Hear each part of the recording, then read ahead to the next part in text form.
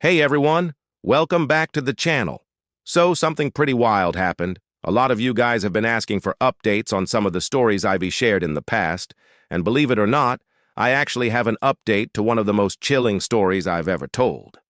But before we dive into that, let me give you a quick refresher if you need it. You can skip ahead if you've already heard the original, but I promise this update is worth it. So, here's the rundown. It all started back in the summer of 2024 when a guy named Charles and his friends decided to spend the weekend at Charles's beach house. Everything seemed perfect, good friends, some drinks, and a whole lot of fun. But things quickly turned terrifying when they noticed something unsettling across the lagoon. Four mysterious figures were standing at the edge of a dock, just watching them. No big deal, right? Well, it didn't end there. After some time, those figures jumped into the lagoon and started swimming toward them. Panic set in, and they rushed inside, but not before hearing the unmistakable splashes behind them as the figures got closer. The group locked up the house, but when they realized they hadn't locked the sliding door, the tension escalated. The most terrifying part? They heard footsteps above them. And that's when they decided to flee. They made it to the car, called the police, and upon returning, discovered that not only had the house been robbed, but Charles's family's boat had been stolen. The police were never able to catch the thieves, and that's how it ended. Or so they thought. Now, I know what you're thinking. How could that story get crazier? Well, let me tell you, it did. Fast forward a few years. I ran into Charles at a high school reunion, and that's when things took a very unexpected turn. Here's what he told me. Charles and I were catching up when the conversation shifted back to that haunting weekend. That's when he told me something I didn't expect. You remember Charles's little brother Kieran, right? Well, turns out Kieran and his friends had their own adventure involving the stolen boat.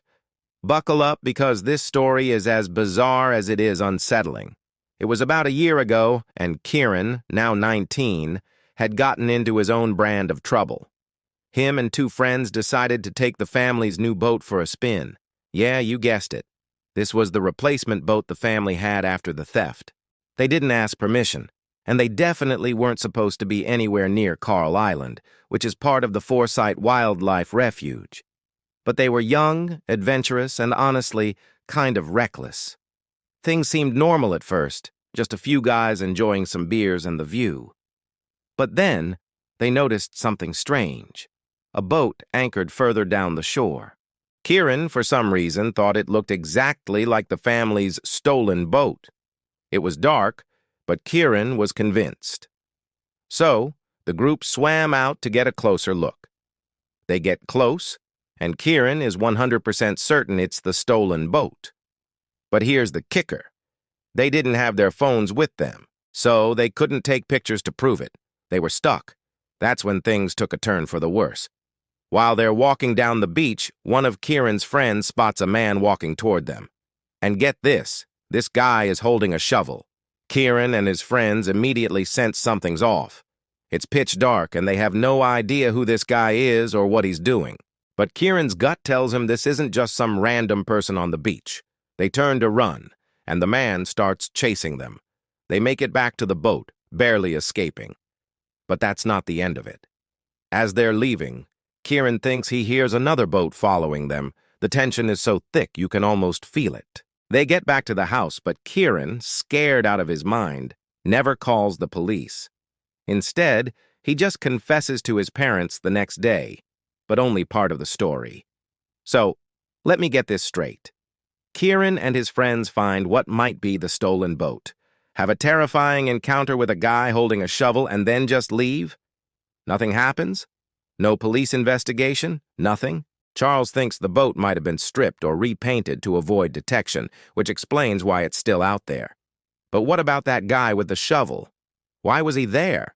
Was he guarding something? Was he hiding something? And why did Kieran refuse to get help when the situation was clearly escalating? Honestly, we'll probably never know. The police didn't take any action, And Kieran's fear of getting caught doing something illegal kept him from doing the right thing. The whole thing still doesn't sit right with me, and I'm sure it doesn't with Charles either. But I guess some stories are just meant to remain unresolved. So, what do you think happened here? Was it just a coincidence, or is there something more sinister at play? Drop your thoughts in the comments below, and if you haven't already, make sure to hit that subscribe button for more updates like this. And hey, don't forget to lock your doors, all right?